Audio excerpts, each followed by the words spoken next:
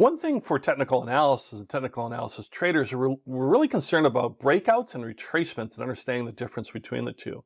And so if we look at that in this lesson, normally you have a trading range or a price range where you have a low price range or low price and you have a high price, and the security will trade within that range over a period of time. And again, that period of time could be hours, days, months, whatever that period of time.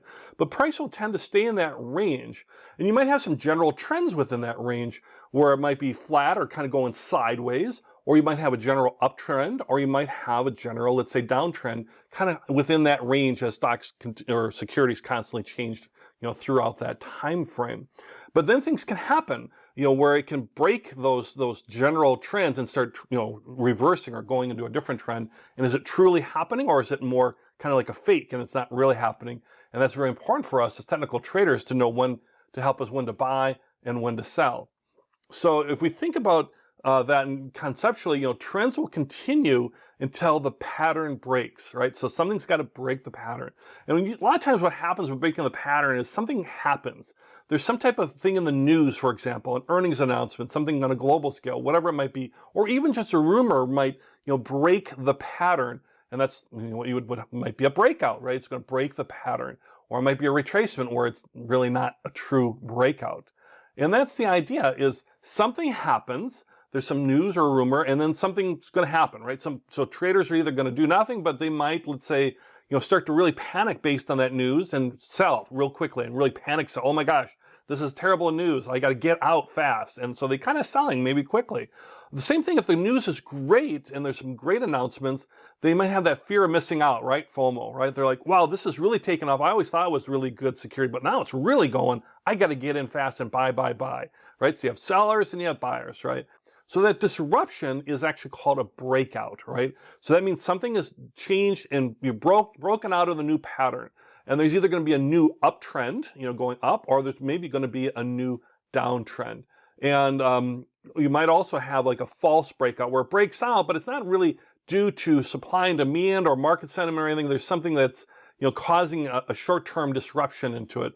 And that could be something like which relate to like position squaring by big players, right? Real big holders of things that might be adjusting their holdings in a particular security that's causing some disruption in the market versus some more legitimate news. So like if you think about what some examples of this, kind of like big players doing a disruption that might be a false thing, not a true breakout. Now let me share a couple examples of things that are like that. So let's say you're a fund manager, a mutual fund manager, you own all the stuff in this mutual fund, millions and millions and tens, hundreds of millions of stuff.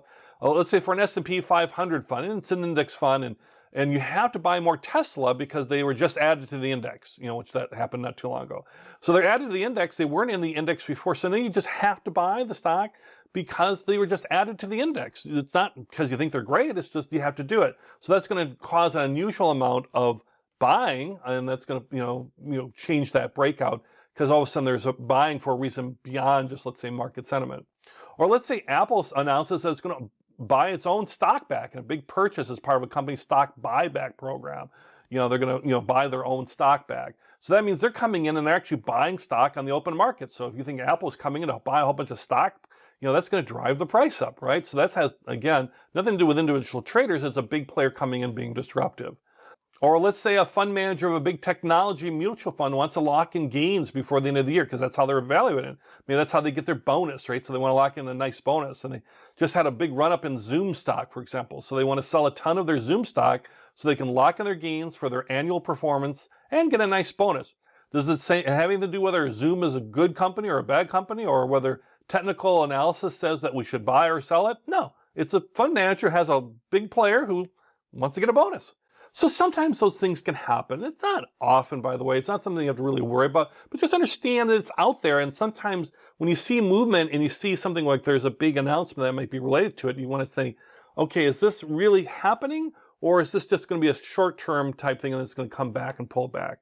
In fact, we call that pullback retracements. And that's the breakout is where it breaks out and now is forming a new type of trend. Retracement is where it breaks out a little bit, but it's a minor move that's going against the trend and then it's going to come back, like that big player repositioning. So if traders think a current move has gone too far, they might have a little course correction or a little pullback, but then the trend might come back up again. As we learn through the indicators, we're going to learn how to spot breakouts and retracements and how to kind of use confirming things to see whether we're seeing a breakout or a retracement. Is it a true move, or is it kind of a temporary type of false move? And sometimes you might see retracements, for example, where everyone has either bought or sold, right? There's an overbought situation where, everybody wanted to buy is already bought, so it's extended, so it's kind of have a natural kind of come back. Same thing if something's oversold. And we have these tools that can help us with that. One is the stochastic oscillator, which is a fun thing to say, and also will help us to identify things. And there's other tools and things we're going to be learning about that'll do us too. And a lot of times, another good way to look at it too, just early on, if you see volume rising, that bottom part of the chart, and you see volume rising where there's a lot of trading activity, but there's hardly any price movement, hardly any price increase, then the move is, whichever is happening, is probably ending. It's starting to stall out. So we think something's been rising, uptrend, for example, it's been going great, but now there's hardly anybody doing it now. It's really starting to slow down, stall out. Might be a time either for a temporary pullback or retracement, or maybe we might even have a breakout in the opposite direction, where it might go, backwards.